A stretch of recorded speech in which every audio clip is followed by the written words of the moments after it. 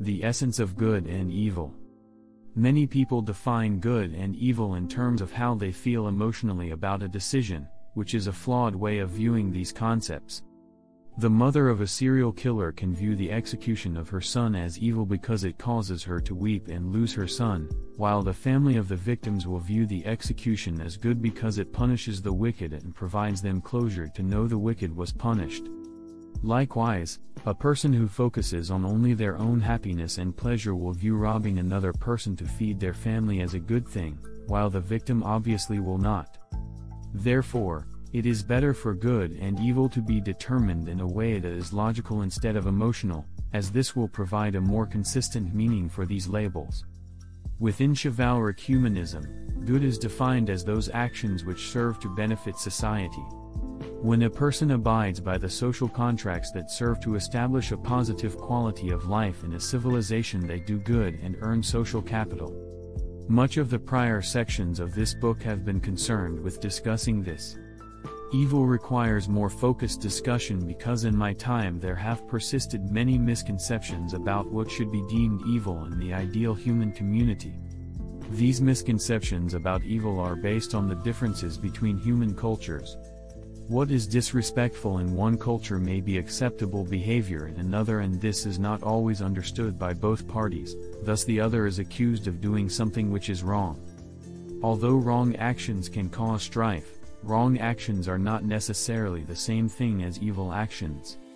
Wrong is simply when we make a mistake because we are careless, which is forgivable. By contrast, evil is when we deliberately do something we know to be wrong with malicious intent toward another. This is less forgiving. In my time, humanistic ideologies form the basis for many cultures, even if people do not necessarily recognize that humanistic ideals are what they subscribe to. If you live in a community whose form of government utilizes democracy, this means you live in a humanistic culture, as democracy is a humanist form of government. One of the reasons why I believe so many people in humanist societies have a difficult time understanding evil is because in many forms of humanism, goodness is presumed as natural and evil only happens when something goes awry. This is not necessarily the case. The difficulty humanistic people often have with interpreting the difference between concepts such as wrong and evil stems from differences between the common humanistic person, who mostly wants to do good, and the evil person who mostly wants to do evil. The common humanistic person desires to live in peaceful tranquility, to enjoy life and attain worthwhile goals that provide personal pleasure but never at the expense of other people. This is why the common humanistic person has difficulty understanding evil people whose aspirations thrive on genuine sadism. Many humans have an unhelpful tendency to believe just because they have a few things in common with another person that the other person shares the same kind of moral values that they do. The biggest mistake that the common humanistic person can do is to confuse themselves as being very morally similar to a person of horrific aspirations, for this delusion makes a person susceptible to emotional thinking that can be used to twist perceptions, leading a humanistic person to stray from the path of good. This kind of manipulation is how evil men twist a common humanistic person's ambitions and create pseudo-justifications that rationalize evil actions. Now, some people question whether good and evil really exist, as they are simply ideas. I believe that good and evil exist within people as concepts that impact our decision-making. Because certain actions we do can objectively be harmful to the goals of human civilization and specific actions are extremely antithesis to these goals, I can say that good and evil are classifications of human actions. Yet, it is important to acknowledge that notions of good and bad are subjective.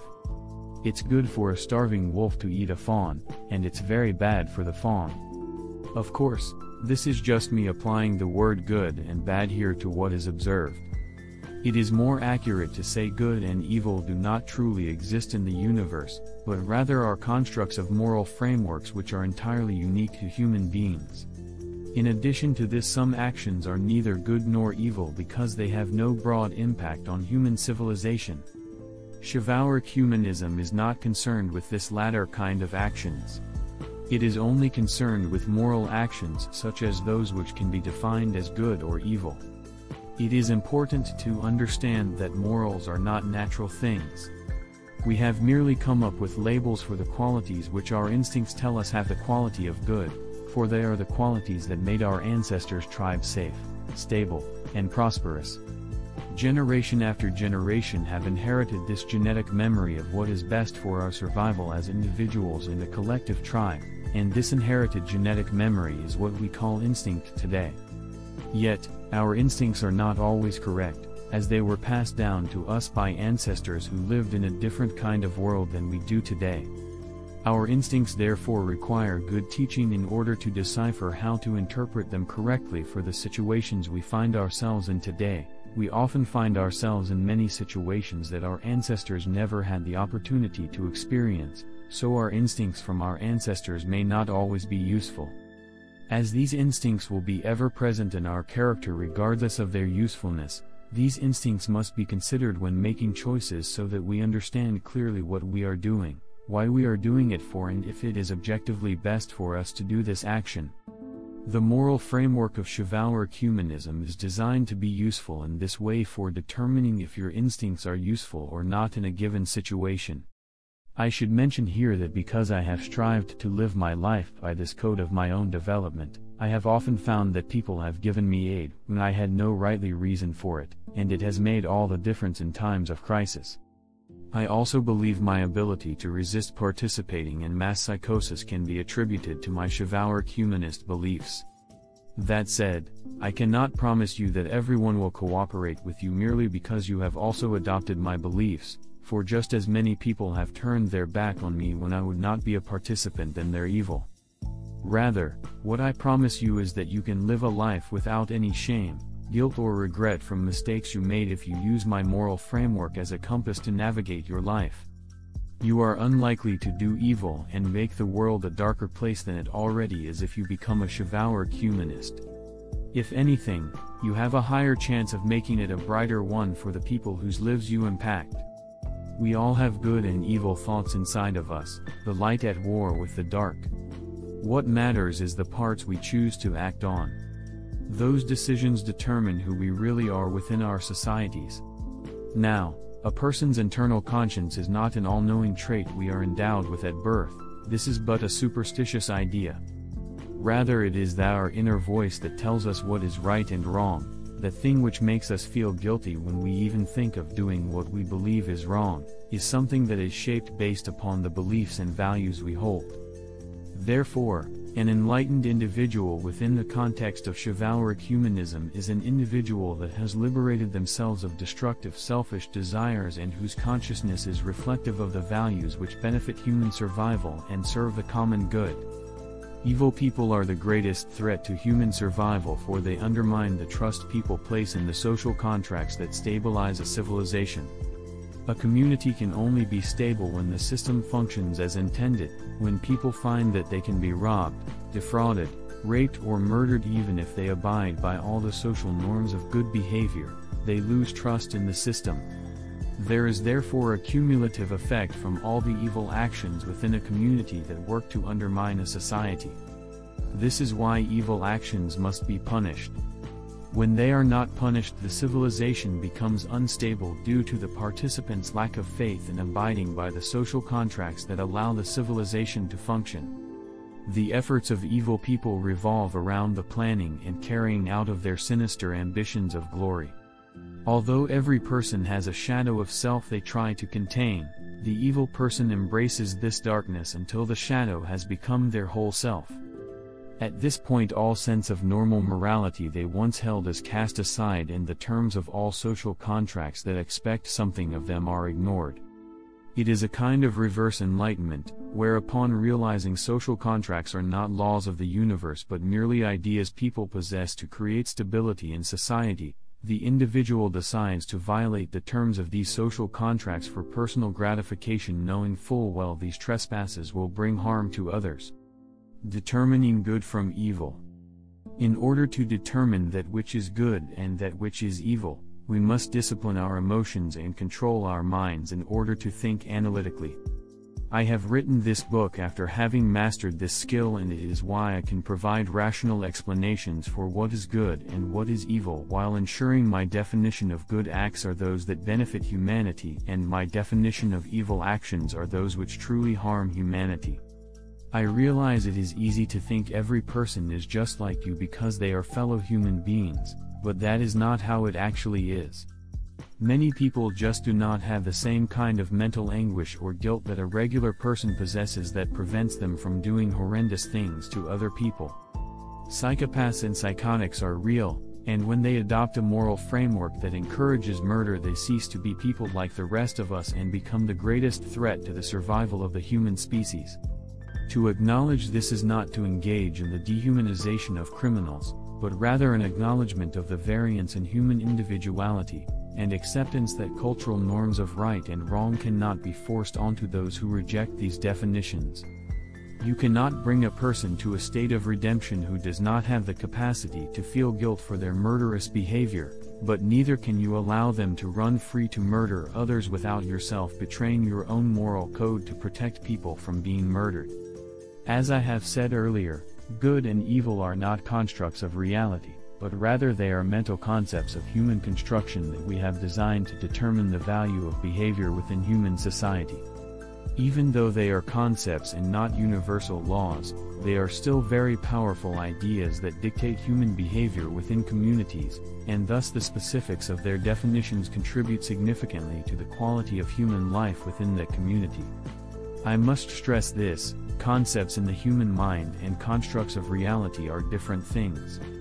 For example, electricity cannot be measured in good or evil terms because it is a force of nature with no opinion or consciousness.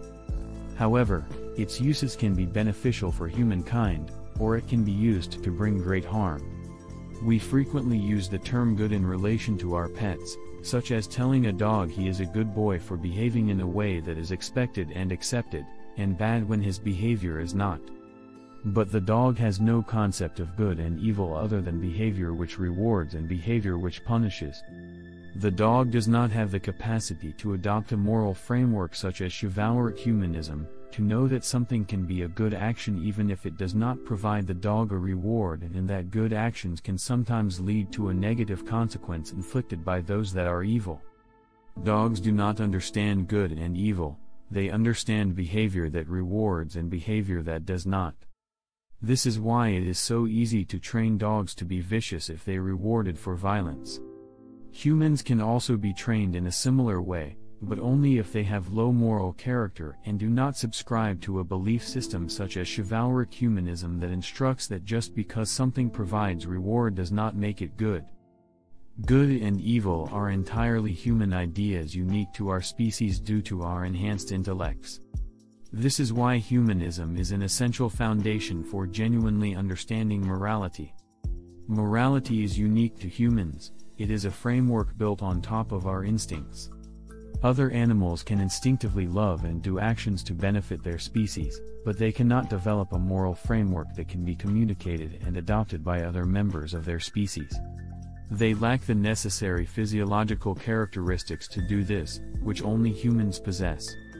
Some people define good and evil in terms of social equity, and they turn to frameworks such as critical race theory and postmodernist feminism, which rely upon anti-intellectual narratives which utilize emotional thinking and whose teachings depend greatly on logical fallacies. Yet, chivalric humanism is a superior framework to create the social equity and stability that critical race theory cannot. Existing moral frameworks have failed. The problem with groups formed to oppose hate is they inevitably become a hate group themselves, since they become obsessed with opposing those whom they themselves hate. Regardless of noble intentions, us versus them mentalities always devolve into extremely insular tribalism, and the hallmark of tribalism is intergroup conflict. These types of frameworks therefore cannot solve the problems they claim to want to resolve, and instead only distract people from logical solutions to these issues. Why do good? When you do a good deed for others and they express gratitude, most people get a good feeling. And because it feels good, they do more good deeds. That's the cycle of goodness, and for many people this is enough, But for those who have difficulty feeling good or bad about altruistic acts, these people require logical definitions for why they should do good and avoid evil. It is logical to do good. It forms a social contract with others when you do. If you support others, quite often others will support you. If you are good to others, quite often others will be good to you. If you are honest with others, quite often others will be honest with you. If you steal or hurt people, you lose that support.